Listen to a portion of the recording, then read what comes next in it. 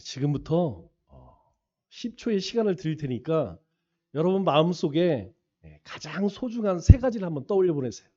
마음속에 내 삶에서 가장 소중한 세 가지를 한번 꼽아 보세요. 생각하면 안 됩니다. 정하셨죠? 자, 혹시 여러분 가운데에서 내 삶에서 가장 소중한 것 세 가지 중에 자기 자신이 있다라고 하는 사람만 한번 손 한번 들어보세요. 한 사람, 두 사람, 세 사람. 의외네요. 제가 물어봤던 모든 사람들 중에 자기 삶에서 가장 소중한 세 가지를 꼽으라라고 했을 때 자기를 꼽는 사람이 한 명도 없었습니다. 신앙생활을 하는 사람들은 다 똑같아요. 첫 번째 하나님, 둘째는 부모, 형제, 가족, 세 번째는 교회 아니면 삶의 터전. 이거 얘기하더라고요. 이제 조금 더 이렇게 자기 중심적인 사람은 엄마, 아빠, 형제 이런 사람도 있어요. 그런데 어떤 사람도 자기 인생에서 가장 소중한 세 가지 중에 자기 자신은 대부분 없더라고요. 제가 왜 그런가 가만히 생각을 해보니까 우리 한국 사람 또 신앙생활하는 사람들은 자기가 소중해서 그런 것이 아니라 굉장히 남을 위해서 이렇게 이타적인 삶을 살다 보니까 자기 생각을 많이 안 했던 것 같아요. 내 생각을 많이 안 했던 것 같아요. 그런데 우리가 하나님을 빼고 세상에서 가장 소중한 것이 우리 자신 아니겠습니까? 우리 자신이 소중한 여러 가지 이유가 많이 있지만 그 가운데에서 가장 중요한 이유는 우리가 하나님의 사람이라는 것이죠. 우리는 하나님 사람입니다. 우리는 함께 살고 있는 남편과 아내의 사람, 또 자녀들의 엄마, 아빠가 되기도 하지만 가장 중요한 이유는 온 세상을 만드신 그 창조주 하나님의 자녀이기 때문에 우리는 소중해요. 그래서 여러 가지 이유가 있습니다. 오늘 이 야고보서는 바로 이 하나님의 사람들이 어떻게 이 세상 가운데 살아가야 하는지 그것을 명확하게 알려주는 책입니다. 이 편지를 쓴 야고보 형제는 예수님의 친동생이에요. 예수님의 동생. 처음에는 예수님이 하나님의 아들이라는 사실을 믿지 않았던 사람입니다. 그런데 부활하신 예수님을 만난 후에 완전히 변화되어서 결국 순교의 길을 걷게 되죠. 이 야고보 형제는 예루살렘에서 목회를 했습니다. 그리고 흩어져 있는 성도들에게 이 편지를 쓰게 되죠. 이 편지를 쓰게 된 이유는 무엇이냐? 이 복음이 이제 예루살렘에서 유대로, 유대에서 사마리아로, 그리고 이제 복음이 막 세상 가운데 전해질 때에 동시에 엄청난 핍박이 찾아왔어요. 그래서 고난 중에 있던 사람들, 또 시험 당하고 있는 이 성도들이 너무나 많았기 때문에 그들을 위해서 이 야고보서를 기록하게 된 것이죠. 그 이야기는 무엇이냐면 이 많은 시련과 핍박, 고난이 찾아오니까 이 성도들 가운데에서 복음을 버리고 다시 예전으로 돌아가는 그런 성도들이 많았다는 것입니다. 그래서 이들을 위해서 진심 어린 권면을 하는 것이죠. 오늘 우리도 사실 여러 가지 시험 앞에 서 있습니다. 경제적인 어려움, 또 삶의 고단함, 또 관계의 문제, 건강의 문제, 또 가정의 갈등, 신앙의 문제. 그런 우리를 향해서 오늘 야고보 형제는 이렇게 이야기를 해요. 온전히 기쁨을 이루라. 오늘 우리에게 너희가 여러 가지 시험을 당하거든 온전히 기쁘게 이루라. 이렇게 권면하고 있습니다. 그렇다면 이 말씀이 우리의 삶에 어떻게 가능할까요? 먼저 우리가 시험을 기쁨으로 여길 수 있는 첫 번째 이유는 시험이 우리를 온전하게 만드는 하나님의 훈련이기 때문이라는 것이죠. 오늘 2절 말씀에 이렇게 말하죠. 너희가 여러 가지, 한 가지 시험을 얘기하는 것이 아니에요. 우리가 시험을 당할 때 참 이상해요. 한 가지 시험만 오면 이겨낼 수 있을 것 같은데 그렇지가 않습니다. 우리가 육적인 어려움이 찾아오면 영적인 어려움도 같이 와요. 영적으로 우리가 여러 어려움을 겪게 되면 동시에 다른 여러 가지 관계적인 육적인 문제들도 함께 옵니다. 그래서 야고보 형제는 너희가 여러 가지 시험을 당하거든 온전히 더할 나위 없는 기쁨으로 여기라. 이렇게 우리에게 말씀하고 있어요. 왜 그럴까요? 여러분, 시험이 찾아오는데 이것을 온전히 기쁘게 여길 수 있을까요? 없습니다. 이것은 사실 앞과 뒤가 잘 맞지 않는 이야기예요. 그럼에도 불구하고 이 야고보 형제가 우리에게 이와 같이 말하는 이유는 이 시험 자체가 좋아서가 아니라 시험이 가져오는 결과가 아름답기 때문이라는 것이에요. 우리 아이를 가진 임산부를 한번 생각해 보세요. 그럼 아이를 남자들은 잘 모르지만 이 아이들이 이제 6개월, 7개월 이렇게 넘어가면 몸이 이제 굉장히 무거워집니다. 굉장히 힘들죠.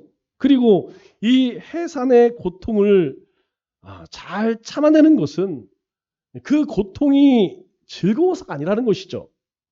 한 생명이 탄생한다는 결과 때문에 기뻐하는 것입니다. 한 생명이 태어난다고 하는 그 기쁨이 있기 때문에 그 모든 어려움들, 고통들을 참아내는 것이라는 것이죠. 우리가 고통지수라는 게 있어요. 고통지수. 가장 아픈 우리 몸에서 가장 아픔을 겪는 순위가 있는데 첫 번째가 뭐냐면 화상입니다. 화상.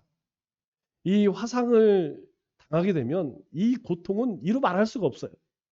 아마 부엌에서 이렇게 요리를 하다가 이제 기름이나 뜨거운 곳에 데운 적이 아마 경험이 있죠. 그럼 이 고통은요, 그냥 뜨거웠다 그렇지가 않습니다. 아파요. 이 아픔이요, 사람이 겪을 수 있는 최고의 고통이랍니다. 두 번째가 무엇이냐면 이 손과 발이 잘려나가는 절단 난다고 그랬죠?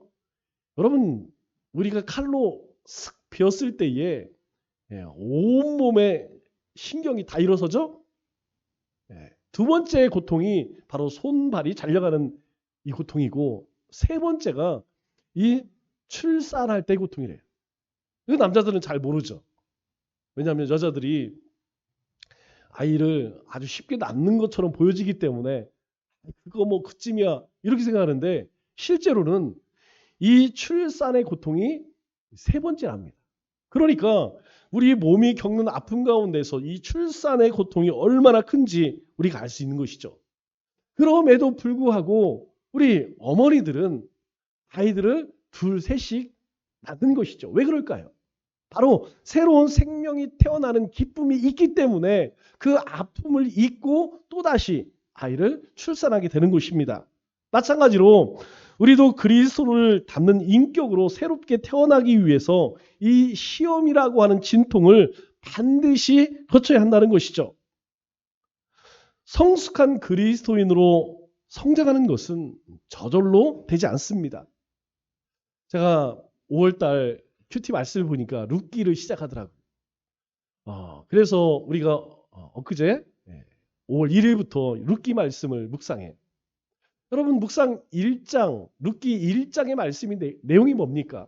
그렇게 시작해요. 사사 때에 흉년이 들어서 베들레헴에 살던 어떤 가족이 모압 땅으로 이주했더라. 그런데 이 룻기 1장의 끝은 어떻게 시작하냐? 보리 추수 시기가 시작되었다. 이렇게 끝을 맺습니다. 환경과 여건 때문에 삶의 터전을 버리고 더 큰 의미로는 하나님이 주신 약속의 땅, 그 땅을 떠나서 다 잃어버리죠. 남편이 죽고 두 아들이 죽습니다. 과부 셋만 남죠? 아무 소망이 없어져요. 그때에 하나님께서 이 베들레헴 땅에 하나님께서 택하신 이 이스라엘 땅에 가나안 땅에 축복하셨다는 소리를 듣게 되고 내가 다시 돌아가야겠다 이런 생각이 들었대요. 그런데 그 돌아간 이 룻과 그의 시어머니인 나오미가 베들레헴에 도착할 그때가 어떤 때냐? 보리가 추수할 때 이렇게 이야기합니다. 하나님은 우리의 삶을 그렇게 인도하세요. 너무나 힘이 들어서 약속의 땅을 떠납니다. 떠났더니 모든 일이 잘 될 것 같지만 10년의 세월이 지나다 보니까 더 공고한 인생이 되었어요. 여러분, 만약에 우리 같으면 어떤 마음이 듭니까? 나 싫다고 떠나면 그래, 잘 먹고 잘 살아라. 내가 너 잘 살아 보자. 아마 그런 마음을 가졌겠죠. 그런데 하나님은 그렇지 않다는 거예요. 비록 환경 때문에, 여건 때문에 힘이 들어서 떠났지만 그럼에도 하나님은 계속 그들을 주시하고 있었다는 거예요. 그들과 함께 하셨다는 것입니다. 그리고 그들이 돌아올 수 있는 가장 적절할 때, 만일 조금 더 일찍 왔다면 계속 흉년이 있었을 거예요. 조금 늦었다고 하면 그 추수의 때가 다 지나서 먹고 살기 힘들었을 겁니다. 그런데 하나님께서는 가장 적절할 그때에 이 나오미와 룻을 다시 베들레헴으로 돌아가게 하셨다는 것이죠. 이 고난이라고 하는 것도 마찬가지예요. 우리의 삶에 이러한 고난을 가만히 들여다보면 우리는 왜 이런 시련을 주셨지? 왜 이런 어려움을 주셨지? 라고 한탄할 수 있지만 그렇지 않다는 것이죠. 그래서 오늘 3절 4절에 이렇게 말씀을 합니다. 이는 너희의 믿음의 시련이 인내를 만들어내는 줄 너희가 알미라 이렇게 말해요. 그래서 이 인내를 온전히 이루라라고 말씀합니다. 즉 이 믿음의 시련이 우리가 믿음으로 살아갈 때 찾아오는 이런 많은 어려움들이 우리 안에 인내를 만들어낸다는 거예요. 이 인내가 온전해지면 우리는 온전하고 구비되어 조금도 부족함이 없는 사람이 된다 이렇게 말씀합니다. 그러면 인내는 뭘까요? 인내를 헬라어로 휘포모네라는 말을 씁니다. 휘포모네. 휘포라는 말은 뭐뭐 아래에서, 그러니까 무언가 나를 짓누르고 있는 것이죠. 그래서 모네는 지속하다, 그리고 머무르다. 뭔가 나를 짓누르고 있는 것이 계속 지속되고 있는 상태, 이것을 인내라고 이야기해요. 이 인내라고 하는 말에서 나온 영어가 여러분이 잘 알고 있는 patience란 말이에요. patience, 인내. 여기 patience에서 나온 말이 patient라는 말입니다. 우리가 병원에 가면 환자들이 있죠. 환자를 뭐라고 한다고요? patient. 그러면 왜 질병 가운데 고통당하는 사람들을 patient라고 할까요? 그들은 지금 질병 가운데 이렇게 눌려 있다는 겁니다. 질병 가운데 눌려서 그 상태가 계속되고 있다는 거예요. 그런데 그 환자가 그것을 참 견뎌내지 않으면 고칠 수 있을까요? 없습니다. 그 질병이 나를 이렇게 누르고 있지만 내가 그걸 견뎌낼 수 있어야만 다시 회복되어질 수 있다는 것이죠. 그래서 어떤 무게 아래서도, 어떤 고난 가운데에서도 도망가지 않고 끝까지 머무는 것, 그것이 바로 인내라는 거예요. 여러분, 이걸 참지 못하면 도망치겠죠. 이 룻기에 등장하는 나오미의 가족처럼 이 기근 때문에, 흉년 때문에, 찾아오는 어려움 때문에 뛰쳐나갈 것입니다. 도망치겠죠. 얼마나 그럴까요? 제가 가만히 생각해 보니까 대부분의 두 부를 나눠지는 것 같아요. 우리가 보통 팔렙토의 법칙이라고 합니다. 대부분 80%는 견뎌내요. 견딥니다. 아마 이 자리에 계신 여러분들이 지금까지의 삶을 돌아보면 이 인내의 연속이었어요. 가정을 위해서, 자녀를 위해서 참고 견디고 이겨냈다는 것이죠. 대부분은 그렇습니다. 그러나 그 가운데 20%는 그러지 못한 사람도 있어요. 다 그런 것이 아닙니다. 그 가운데에 20%는 그것을 견디지 못한 사람들도 있다는 것이죠. 즉, 이 시련과 고난 아래에서도 믿음을 내려놓지 않은 지속적인 견딤, 이것이 바로 인내라는 거예요. 우리 신앙에는 반드시 인내가 필요합니다. 우리가 참고 견디지 않으면 이 믿음의 역사, 사랑의 수고, 그리고 인내의 소망을 우리가 경험할 수 없다는 것이죠. 하나님께서는 우리에게 시험을 주시는 분이 아닙니다. 다만 우리의 이 인격 변화를 위해서 시험을 허락하시죠. 우리 가운데 항상 이런 시험들은 찾아옵니다. 대부분 하나님께서 우리에게 주신 믿음으로 말씀으로 견뎌내게 합니다. 그렇게 하나님께서 우리 삶에 우리의 이 신앙 인격, 우리의 인격의 변화를 위해서 우리가 성장하고 성숙하기 위해서 그렇게 하나님이 때로는 허락하신다는 거예요. 우리가 신병 훈련소에 가면 훈련을 받죠. 왜냐하면 군인으로서 살아가기 위해서는 군인의 삶이 어떤 것인지, 어떻게 해야 하는지. 그래서 대부분 보면 요즘에는 몇 주를 하는지 모르겠어요. 저희 때는 6주를 받았습니다. 6주. 논산 훈련소에서 받든 아니면 자대에 가서 받든 대부분 4주에서 6주 훈련을 받습니다. 그런데 그 훈련 기간이 정해져 있어요. 계속해서 신병 훈련을 받지 않습니다. 기본적인 신병 훈련을 받게 되면 그 이후로는 군인으로서 복무를 하게 되죠. 마찬가지로 이 신병 훈련소의 훈련 기간이 있듯이 하나님께서 우리의 삶에 허락한 시험도 그 끝이 있다는 거예요. 그 시험의 기간이 정해져 있다는 것입니다. 그래서 고린도전서 10장 13절에 우리에게 뭐라고 말씀하고 있어요? 사람이 감당할 시험 밖에는 너희가 당한 것이 없나니 오직 하나님은 미쁘사 너희가 감당하지 못할 시험 당함을 허락하지 아니하시고 시험 당할 즈음에 또한 피할 길을 내사 너희로 능히 감당하게 하시느니라. 이것이 하나님께서 우리에게 시험을 주시는 이유라는 것이에요. 하나님은 우리에게 감당하지 못할 시험을 주지 않는다는 것입니다. 그리고 우리가 감당하지 못할 즈음에는 하나님께서 반드시 피할 길을 내어주신다는 거예요. 그럼 여러분 지금 어떤 시험을 겪고 계십니까? 여러분 삶에 어떤 시험을 겪고 있냐 하는 것이죠. 그것은 나를 파괴하러 온 것이 아니라 나를 온전하게 만들기 위한 하나님의 연단이라는 것입니다. 그러므로 우리가 이것을 피하지 말아야 돼요. 그 시험을 우리가 당할 때는 힘듭니다. 고통스러워요.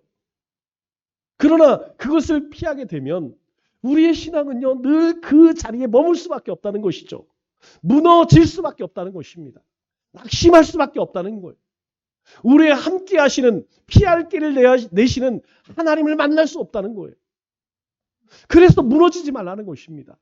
견디라는 것이죠.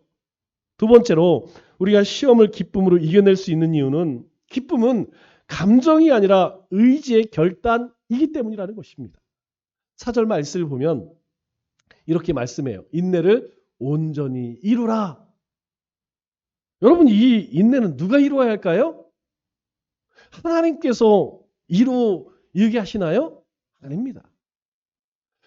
이렇게 우리에게 말씀하시는 이유는 인내를 내가 우리가 그 인내를 이루어야 한다는 것이에요.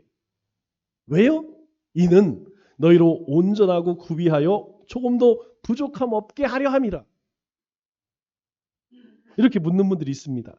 실제로 기쁘지 않은데 어떻게 기뻐할 수 있습니까?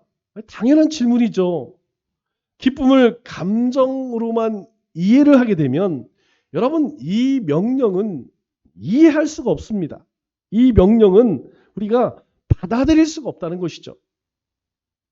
그런데 이 감정은 의지의 명령에 쉽게 따르지 못합니다.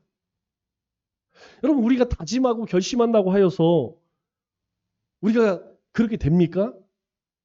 우리가 내가 슬퍼하지 마. 그러면 우리 안에 있는 슬픔이 사라질까요? 지금 내가 별로 기쁘지가 않은데 기뻐해야지. 그러면 저절로 기뻐지나요? 잘 안 된다는 것이죠. 그런데 여기서 우리가 어른과 아이의 차이를 볼 수가 있어요. 어린 아이들은 그냥 자기 감정을 그대로 드러냅니다. 아까 우리 유빈이도 보니까 앞에 나오니까 막 낯서니까 어때요? 무서워요. 무서우니까 소리 지릅니다.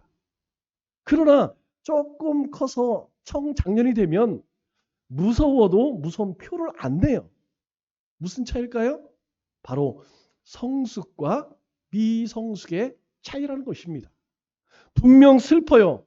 그런데 성숙하기에 우리는 슬픔을 드러내지 않는다는 것입니다. 지금 기쁘지 않아요. 그런데 기뻐할 수 있는 것은 미성숙하지 않기 때문에, 성숙하기 때문에 분명히 우리 마음에 즐거움이 없음에도 불구하고 우리는 기뻐하고 즐거워할 수 있다는 것이죠. 이 야고보 형제가 말하는 기쁨은 바로 그런 기쁨을 이야기하는 거예요. 의지적 결단을 이야기하는 것입니다.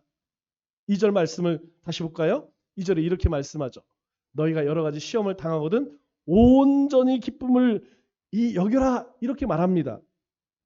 우리 마음은 여전히 불편하고 여전히 아프지만 하나님 앞에서 기뻐하기로 결정했다는 것이죠.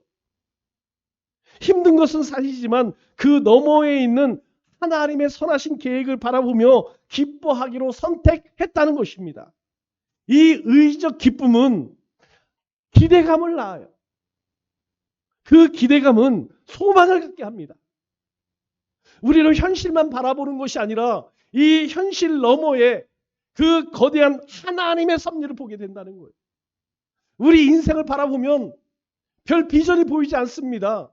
그러나 우리 인생을 붙들고 계신 하나님을 바라보면 우리는 새로운 소망을 꿈꾼다는 거예요. 새로운 비전을 품게 된다는 것입니다. 이 어려움을 통해서 하나님께서 무슨 일을 하려고 하시는가, 이런 기대감이 생기면 낙심 대신 도전으로 시험을 바라보게 된다는 거예요. 여러분, 오늘 집에 돌아가시면 가장 우리를 힘들게 하는 그 문제 앞에서 여러분 선언해 보세요. 하나님, 기쁘지 않은 일들이 너무나 많이 있지만 기뻐하기로 결심합니다. 모든 일들이 다 슬슬 풀리지 않지만 하나님께서 약속하신 약속을 붙들고 제가 도전해 봅니다. 한번 하나님 앞에 선언해 보세요. 우린 하나님을 의지하기에, 또 하나님을 신뢰하기에 우리는 이렇게 고백할 수 있어요. 하나님이 계시지 않다면 정신 나간 사람이죠. 그러나 하나님께서 우리와 함께 하시기 때문에 우리는 당당하게 하나님 앞에 이야기할 수 있어요. 왜 그럴까요? 빌립보서 4장 4절에 우리에게 말씀합니다. 주 안에서 항상 기뻐하라. 현실은 항상 기뻐할 수 있나요? 절대 그럴 수 없습니다. 그러나 주 안에 있으면 anytime, 항상 어떠한 상황이든 기뻐할 수 있다라고 이야기해요. 내가 다시 말하노니 기뻐하라. 우리가 시험을 기쁨으로 여길 수 있는 세 번째 이유는 하나님은 지혜를 꾸짖지 않고 후히 주시는 분이기 때문이라는 거예요. 5절 말씀을 보니까 이렇게 말씀합니다. 너희 중에 누구든지 지혜가 부족하거든 모든 사람에게 후히 주시고 꾸짖지 아니하시는 하나님께 구하라. 그러면 주시리라. 우리가 이 말씀을 역으로 한번 생각해 보세요. 하나님 앞에 구하지 않는 사람은 어떤 사람일까요? 스스로 나는 지혜가 부족하다 여기지 않는 사람은 하나님께 구하지 않겠죠. 그러면 하나님이 주시는 것을 얻지 못하게 됩니다.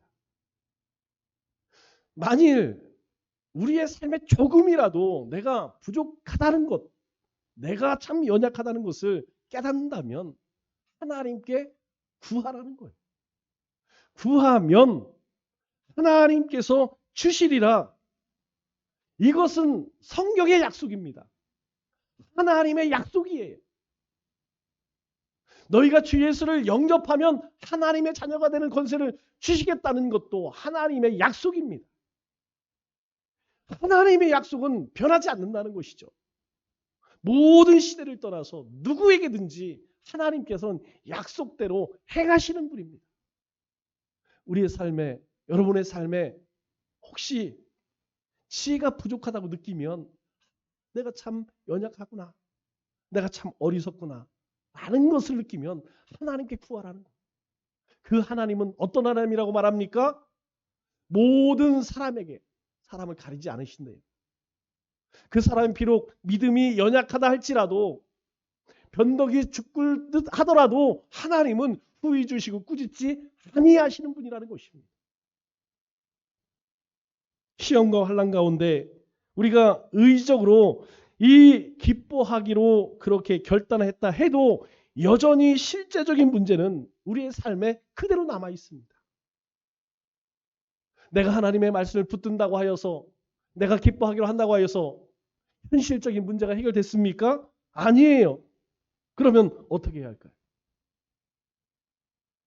그렇게 어떻게 해야 할지 모를 때에 어디로 가야 할지 잘 모를 때에 막막할 그때에 오늘 야고보 형제는 우리에게 말해요. 하나님께 지혜를 구하라. 즉 하나님께 나아가라. 하나님께 엎드려라 이렇게 말하고 있어요. 하나님께 엎드린다는 것은 무엇을 이야기합니까? 하나님께 구하는 것. 하나님 이런 문제가 있습니다. 여러분 하나님께 구하고 있나요? 아니면 생각하고 있나요? 여러분 생각하게 되면 10중 8구는 우리의 함정, 우리 스스로의 함정에 빠져요. 넘어집니다. 그러나 하나님께 넘기면 더 이상 내 문제가 되지 않는다는 것입니다. 하나님의 지혜는 우리처럼 머릿속에 이론이 아닙니다. 이 지혜는 삶의 현장에서 문제를 해결하는 실제적인 방법이에요. 하나님은 이 지혜를 우리에게 오늘 뭐라고 말씀하세요? 후히 주시고 몇 번을 반복해 찾아온다 할지라도 꾸짖지 않는데요. 사람은요 한두 번 찾아와서 이런저런 좀 부탁해 보세요. 처음에는 인정 때문에 들어주죠. 힘든 이야기, 어려운 이야기 하면 처음에는 잘 들어줘요. 그런데요 두 번, 세 번 반복되잖아요. 짜증납니다. 또 얘기해, 또 얘기해. 여러분 그렇지 않아요? 뭐 새로운 얘기하는 것도 아니고 똑같은 얘기 계속 해보세요. 듣는 사람이 나중에는 짜증이 나요. 사람은 그렇습니다. 그런데 오늘 하나님은 뭐라고 말씀하세요? 하나님은 그렇지 않대요. 하나님께서는 몇 번이고 찾아온다 할지라도 하나님은 그것을 다 들어주신다는 것입니다. 그래서 하나님은 이 지혜를 어떤 방식으로 우리에게 주실까요? 먼저는 성경을 통해 주십니다. 하나님의 말씀 속에 대부분의 우리의 삶의 문제, 그것을 풀어낼 지혜의 99.99%가 다 들어있어요. 여러분 틈이 날 때마다 성경을 읽으세요. 그것 안 되면 여러분 지금이라도 말기참매하세요. 성경을 우리가 읽다 보면 우리가 얼마 전에 역대 상하를 읽다 보니까 절반은 사람 이름만 나와. 그거 읽을 때 도대체 이거 읽으면서 그런데요. 읽다 보면 어떤 생각이 드냐면 내 이름도 여기에 좀 들어갔으면 좋겠다. 저는 그런 생각이 들더라고요. 이번 역대 상하를 읽으면서 이 사람들 명단에 내 이름이 있었으면 얼마나 좋을까. 계속 그 생각이 들더라고요. 우리가 말씀을 읽으면 하나님이 주신 깨달음이 있어요. 하나님이 주시는 인도하심이 있습니다.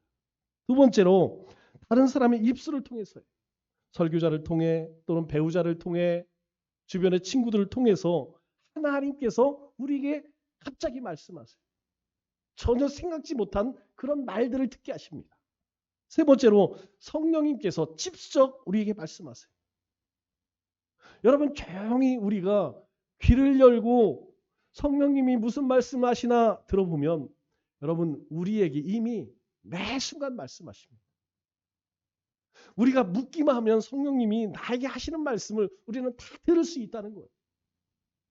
그래서 6절 8절에 야고보 형제가 우리에게 이렇게 권면을 합니다. 오직 믿음으로 구하고 조금도 의심하지 말라. 믿음으로 구하고 조금도 의심하지 말라. 그러면서 의심하는 자는 바다 물결처럼 요동할 뿐이다 라고 이야기해요. 여러분 의심이라고 하는 말은 단순히 지적인 회의를 이야기하는 것이 아닙니다. 내가 그러지 말걸. 이걸 얘기하는 것이 아닙니다. 이것은 우리 내면의 분열, 내 자신과의 싸우는 상태를 의미하고 있어요. 즉 하나님을 신뢰하면서도 동시에 세상적인 방법이나 자신의 능력을 의지하는 나뉜 마음, 두 마음을 성경은 의심이라고 말하고 있어요. 그래서 그 비유로 바닷물결 같다 이렇게 말합니다. 여러분 바닷물결이 야 내가 오늘은 이렇게 쳐야 되고 내일은 이렇게 쳐야 되고 내가 파도를 칠 때 이런 모양으로 쳐야겠다. 여러분 혹시 그런 거 보셨나요? 그럴 수가 없습니다. 이 파도는요. 희도 때도 방향도 없어요.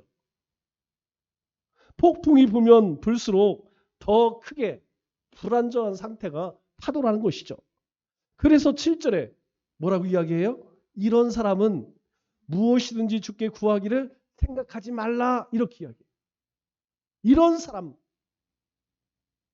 마치 의심하는 사람, 의심하는 믿음으로 사는 사람 무엇이든지 얻기를 구하지 말라 이렇게 말합니다. 여러분 이것은 하나님께서 인생께서 그런 것이 아니에요. 받을 사람이 받을 준비가 전혀 되어 있지 않다는 것입니다. 하나님은 이미 우리에게 은혜를 주실 준비가 다 되어져 있어요. 그런데 받는 사람의 그릇이 깨져 있으면 여러분 그 은혜를 그 축복을 받을 수 있을까요? 없다는 것이에요. 하나님은 우리에게 막 부어주고 싶은데 받는 사람의 그릇이 다 깨져 있어. 부어주시면 다 새어나간다는 것이죠. 하나님과 세상 우리가 이 양다리를 걸치는 상태로는 하나님의 지혜를 우리가 온전히 받을 수 없다는 엄중한 경고라는 것이. 왜 그럴까요? 바로 두 마음을 품었기 때문이죠. 두 마음은 이 야고보 형제가 아주 자주 독특하게 사용하는 단어입니다. 그 뜻이 무엇이냐면 직역하면 영혼이 둘인 상태라는 뜻이에요. 영혼이 두 개. 여러분 왜 영혼이 두 개일까요? 우리 영은 누군가의 지배를 받고 있습니다. 하나는 하나님, 또 하나는 악한 영. 그 얘기는 뭐예요? 어느 때는 하나님의 지배를 받고 어느 때는 악한 영, 사탄의 지배를 받고 어느 때는 하나님 섬기고 어느 때는 우상 섬기고 두 마음을 가졌다는 것이 바로 하나님과 우상을 같이 섬기는 그런 모습이라는 거예요. 그래서 야고보 형제가 우리에게 말하는 것이 너희가 정함이 없다. 정한 것이 없다. 불확실하다. 무질서하다. 이런 뜻입니다. 삶의 중심이 없기 때문에 환경이 바뀌면 조금만 어떤 문제가 생기면 어떻게 한다는 거예요? 신앙도 함께 변해요. 그렇기 때문에 우리는 우리 자신을 늘 돌아봐야 합니다. 우리의 자신을 잘 점검해 봐야 돼요. 나는 하나님을 의지한다고 말하면서 동시에 다른 방법을 찾고 있지는 않은가. 내가 매일 기도를 통해 얻고자 하는 것이 하나님의 뜻인가 아니면 내 뜻인가. 내 일상 속에 내 일상은 하나님의 말씀에 뿌리를 두고 있는가 아니면 그냥 되는 대로 살고 있는가. 말씀을 맺겠습니다. 현실 너머에 하나님을 보시기 바랍니다. 모든 시험은 우리를 파괴하려는 것이 아니라는 것이죠. 우리를 예수 닮는 사람, 하나님께서 마음껏 쓰실 수 있는 사람으로 만드는 과정이라는 것입니다. 우리가 당하는 어려움은 반드시 끝이 있고 또 그 끝에는 하나님이 준비하신 아름다운 열매가 기다리고 있습니다. 행여라도 부족함을 느낀다면 하나님께 지혜를 구하시기 바랍니다. 그래서 이 한 주도 욥의 고백과 같이 나의 가는 길을 그가 아시나니 그가 나를 단련한 후에는 내가 정금같이 되어 나아가는 우리 믿음의 권속들 다 되시기를 주님의 이름으로 축원합니다.